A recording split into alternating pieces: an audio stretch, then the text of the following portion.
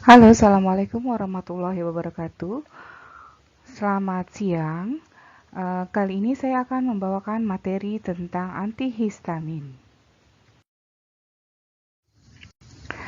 Kompetensi dasar yang akan dicapai pada pembelajaran kali ini adalah yaitu memahami obat antihistamin, mengidentifikasi obat antihistamin.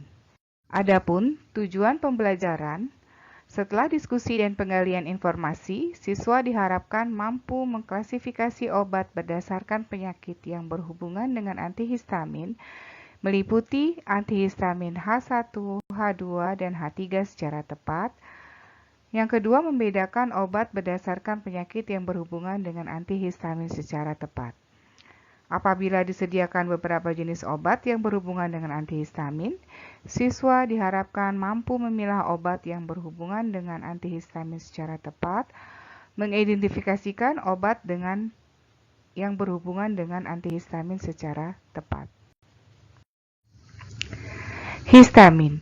Histamin adalah senyawa amina yang di dalam tubuh dibentuk dari asam amino histidin oleh pengaruh enzim histidin dekarboksilase. Histamin disimpan dalam keadaan inaktif di dalam mast sel. Histamin terdapat dalam jumlah besar di sel epidermis mukosa usus dan paru-paru. Faktor-faktor penyebab aktivasi histamin antara lain reaksi alergi, yaitu penggabungan antigen dan antibodi, menyebabkan kulit melepaskan histamin, sehingga terjadi dilatasi, gatal, dan udema. Yang kedua, kecelakaan dengan cedera serius memicu lepasnya histamin dan jaringan mati. Yang ketiga, paparan sinar UV dari matahari merusak mast sel sehingga histamin lepas. Yang keempat, zat kimia dengan daya membebaskan histamin, contohnya racun ular, tawon, enzim proteolitik, obat-obat tertentu seperti morfin, kodein, tubokurarin, dan klordiazepoksid. Efek histamin di dalam tubuh adalah menimbulkan kontraksi otot polos bronki, usus, dan uterus.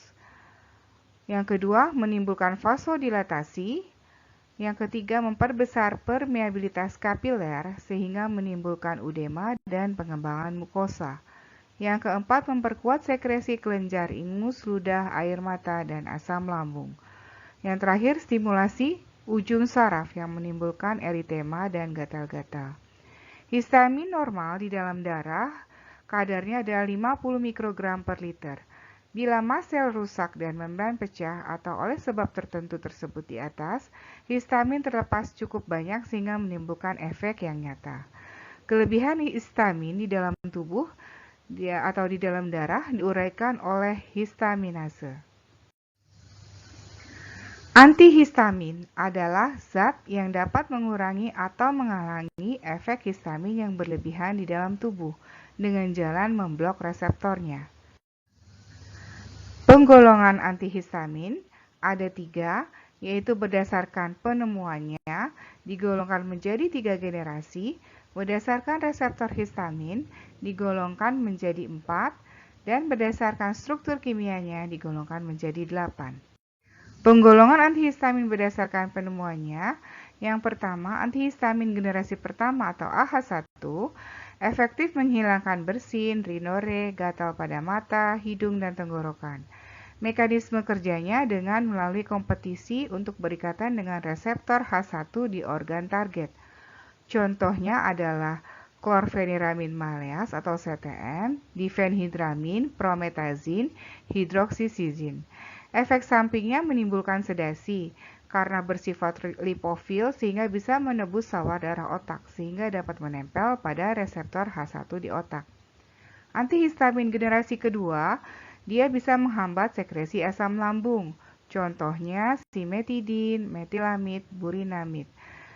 Memiliki efek anti-alergi tapi tidak menimbulkan sedasi karena sifatnya sedikit lipofil sehingga sulit menembus sawar darah otak.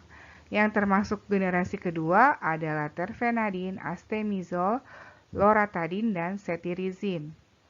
Antihistamin generasi ketiga tujuannya adalah untuk menyederhanakan farmakokinetik dan metabolismenya, serta mengurangi efek samping dari generasi sebelumnya. Contohnya, fexofenadin, norastemizol, dan dekarboetoksiloratadin atau DCL. Ketiganya merupakan metabolit antihistamin generasi kedua.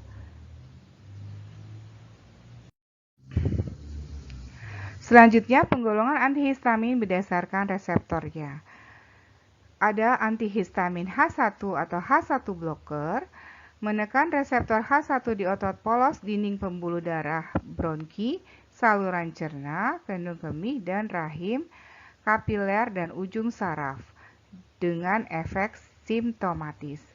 Digunakan untuk asma, alergi, high fever, sengatan lebah, urtikaria, kurang nafsu makan, Parkinson, hipnotik sedatif, dan shock anafilaksis.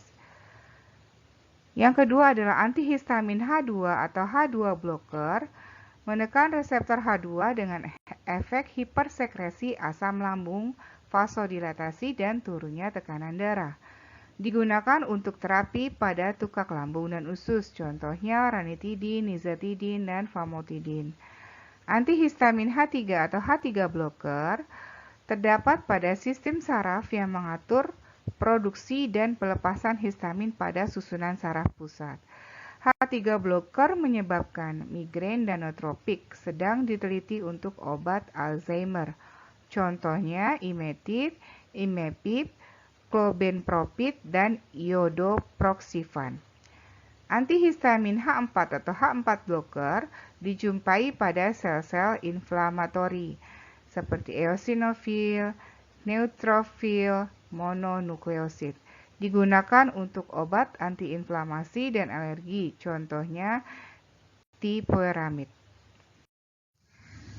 Penggolongan antihistamin berdasarkan struktur kimianya ada 8, yaitu yang pertama turunan etanolamin.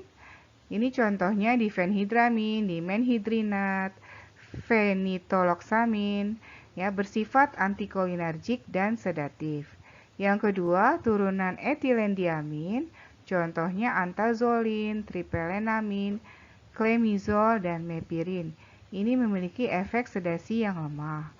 Yang ketiga, turunan propilamin, contohnya feniramin, klorfeniramin, bromfeniramin, tripolidin, daya antihistaminnya cukup kuat. Yang keempat, turunan piperazin, contohnya siklizin, mekrizin, sinarizin, flunarizin, hidroksizin, dan cetirizin. Nah, ini bersifat long acting, bisa lebih dari 10 jam. Yang kelima, turunan fenotiazin, contohnya prometazin, tiazinamid, oxomemazin, metdilazin, memiliki efek antihistamin dan antikolinergik tidak begitu kuat. Daya neuroleptik kuat sehingga digunakan untuk obat psikosis. Digunakan untuk obat batuk juga karena bersifat meredakan batuk. Yang keenam, turunan trisiklik lainnya atau piperidin, contohnya ciproheptadin, ketotifen, loratadin, azelastin, azatadin, pizotifen, memiliki antiserotonin yang kuat dan bisa menstimulasi nafsu makan, menimbulkan urtikaria dan migrain. Yang ketujuh, zat-zat non-sedatif, terfenadin, astemizol, dan antihistamin tanpa sedasi. Yang kedelapan adalah golongan sisa, yang termasuk golongan ini adalah methidrolin, dimethidin, difenilpiralin. Demikian sekilas tentang antihistamin.